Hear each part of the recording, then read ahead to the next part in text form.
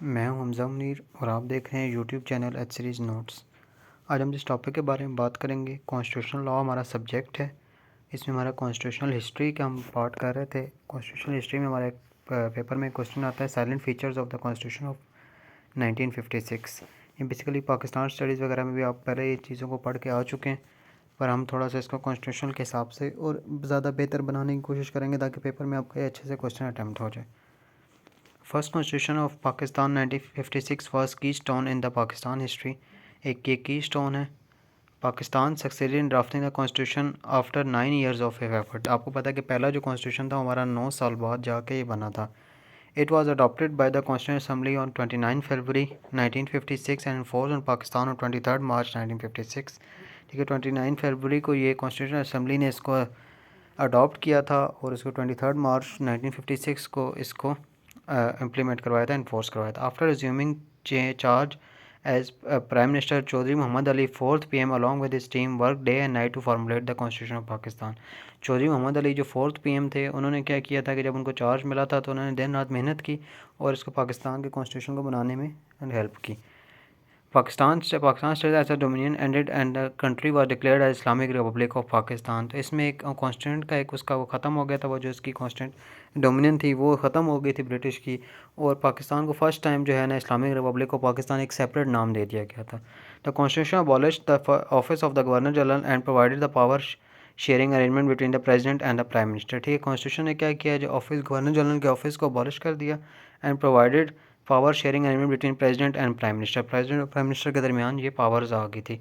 Governor general Sikandar Mirza was sworn as the first president of the Pakistan. उसको first president बना दिया गया था। And on 7 October 1958 the president Sikandar Mirza abrogated the constitution, impose martial law and appoint general Mohammad Ayub Khan as a chief martial administrator.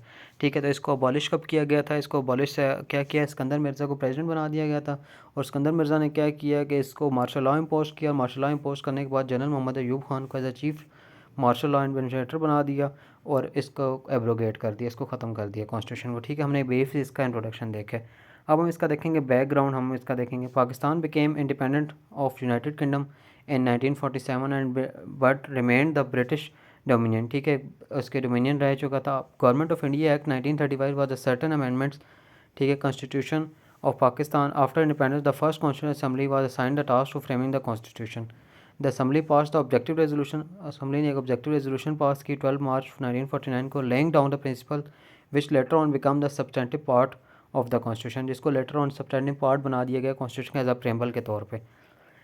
However, before it could not complete the task of framing the constitution, the assembly was dissolved in October 1954 and Governor General by Governor General Mohammad Malik इस गुलाम मोहम्मद। ठीक है, तो इस assembly को इन्होंने constitution assembly को dissolve कर दिया था गुलाम मोहम्मद ने।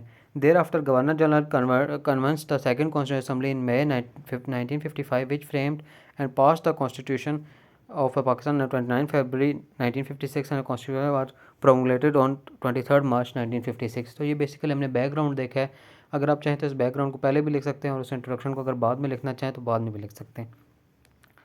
साइलेंट फीचर्स अगर हम बात करें सबसे पहले, तो ये एक रिटन कॉन्स्टिट्यूशन है। The constitution of Pakistan was a written constitution which consisted of 234 articles और इस वक्त थे 13 पार्ट्स थे और 6 शेड्यूल थे इसके। ठीक है, नेचर अगर हम बात करें, the constitution of 1956 and it's basis was fundamentally British. ठीक है, ब्रिटिश के तौर पर तर्ज से बना हुआ था, but some vital changes were made to suit the nature of the Pakistan as a state. ठीक है, कुछ चेंजेस इसमें किए गए ताकि जो सूट कर सकें पाकिस्तान को एज अ स्टेट। प्रेम्बल अगर हम बात करें, प्रेम्बल ऑफ द 1956 में was based on objective resolution. इसका जो प्रेम्बल था वो बेस्ड करता था ऑब्जेक्टिव रेजोल्यूशन पे। ऑब्जेक्टिव रेजोल्यूशन पे इंशाल्लाह आप कोशिश करेंगे कि एक अलग वीडियो बनाएंगे, उसको पूरे इसके साइलेंट फीचर्स क्या थे और क्या था वो देखेंगे कि इंपॉर्टेंट क्वेश्चन है वो भी। Partly rigid and partly flexible. 1956 constitution was partly rigid and partly flexible. वो पार्टली रिजिड था और कुछ रिजिड था और कुछ फ्लेक्सिबल था। It means that it could be amended according to the changing circumstances. इसका मतलब ये था कि ये अमेंड हो सकता था, जो भी चेंजिंग सर्कमस्टांसेस उनके मुताबिक अमेंड किया जा सकता था। Islamic Republic name state religion. The 1956 Constitution provided that the Pakistan is an Islamic Republic country. Pakistan एक Islamic Republic country है and the name of the country was the Islamic Republic of Pakistan. The state religion was also Islam. तो यहाँ पे state का जो religion था वो भी इस्लाम किया गया था. फेडरलिज्म की अगर हम बात करें, federalism was provided by the 1956 constitution and powers were the delegated among centre and provinces. तो फेडरलिज्म का सिस्टम यहाँ पे लाया गया था और यहाँ पे क्या किया गया था कि जो पावर्स थी वो डेलीगेट कर दी गई थी, डिस्ट्रीब्यूट कर दी गई थी प्रोविंसेस के दरमियान और फेडरल के दरमियान या सेंटर के दरमियान. Parliamentary form of government. The 1956 constitution provided a parliamentary form of government. ये इन्होंने पार्लियामेंट्री फॉर्म ऑफ गवर्नमेंट दिया था.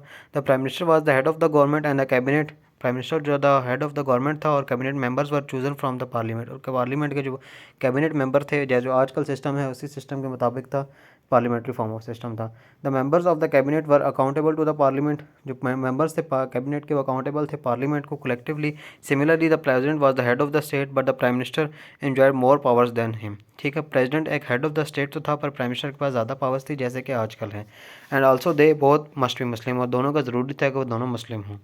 यूनिकैमरल लेजिस्लेचर, यहाँ पे वन हाउस पार्लियामेंट थी. ठीक है. The legislature would be consist of single house. Both the wings of the country were given representation the national assembly. मतलब तब तो ईस्ट बंगाल हमारे साथ, वेस्ट और ईस्ट बंगाल दोनों इकट्ठे थे, तो इस वजह से वो जो आजकल उसका जब वो सूबा था वो बंगाल, वो भी हमारे साथ था. तो वो ये था कि दोनों विंग्स को नेशनल असम्बली में दी गई, रिप्रेजेंटेशन दी गई. National assembly consisted of 300 members. ठीक है, नेशनल असम्बली 300 मेंबर्स पे होती थी. 150 मेंबर्स ऑफ ईच. दोनों में से इक्वल रिप्रेजेंटेशन थी दोनों के पास 150 मेंबर्स की. Unicameral legislature was also in provinces. ठीक है, प्रोविंसेस के अंदर भी यूनिकैमरल एक ही पार्लियामेंट होती थी वहाँ पे भी, जो सूबाई पार्लियामेंट, जिसको सूबाई असम्बली कहते थे. फंडामेंटल राइट्स की अगर हम बात करें, the 1956 constitution also provide the fundamental rights. The supreme court was responsible for the enforcement and they could declare any law null and void for against the fundamental law. वही जो आजकल जो procedure है कि जो फंडामेंटल राइट्स की जो custodian थी, ठीक है, वो सुप्रीम कोर्ट थी. अगर कोई भी लॉ फंडामेंटल राइट्स के खिलाफ बनता था तो उसको supreme court null and void declare कर सकती थी. Rights of minorities. Rights of minorities were also protected and so they were observed their religion freely. Rights of minorities को किया गया था ताकि वो अपने religion को observe कर सकें, freely observe कर सकें. And they also granted so that they can observe their custom, tradition and follow them without any kind of fear. ठीक है, तो अपने traditions को, custom वगैरह को follow कर सकें. Supremacy of Islamic law. Shariah was declared on the basis of legislative system of Pakistan. ठीक है, शरिया को उन्होंने एक बेसिक सिस्टम बना दिया गया. No law was made against the injunctions laid down by Quran and sharia. ठीक है, जो भी लेड डाउन है शरिया के अलावा कोई भी चीज़, कोई भी लॉ ऐसा नहीं बनेगा जो इंजंक्शंस के खिलाफ होगा, जो इस्लाम के इंजंक्शंस के खिलाफ होगा. And no law was to be made against the injunctions of holy Quran and sunnah. Any law such declare void. ठीक है, अगर कोई भी अल्ट्रा वायरस होगा, अगर वो कोई बन जाएगा तो अल्ट्रा वायर होगा और वाइड डिक्लेयर कर दिया जाएगा. Executive head. According to the constitution, the prime minister would be the head of the government and he would be the member of the national assembly, also elected by the national assembly to the post of prime minister. ठीक है, he would make a cabinet from the national assembly which he would be accountable to the assembly. यहाँ basically executive head prime minister की बात हो रही है कि prime minister जो होगा वो एग्जेक्टिव हेड होगा, गवर्नमेंट का एग्जेक्टिव हेड होगा, हेड ऑफ द एग्जेक्टिव और हेड ऑफ द गवर्नमेंट होगा. वो मेंबर होगा नेशनल असम्बली का और नेशनल असम्बली से as a prime minister appoint किया जाएगा, वो इलेक्ट किया जाएगा और वो कैबिनेट के जो मेंबर्स होंगे और वो नेशनल असम्बली को अकाउंटेबल होंगे. Head of the state.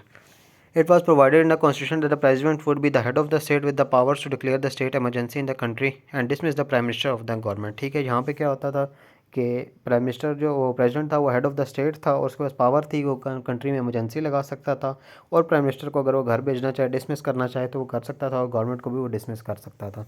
The president should be the Muslim over the age of 40 for 5 years.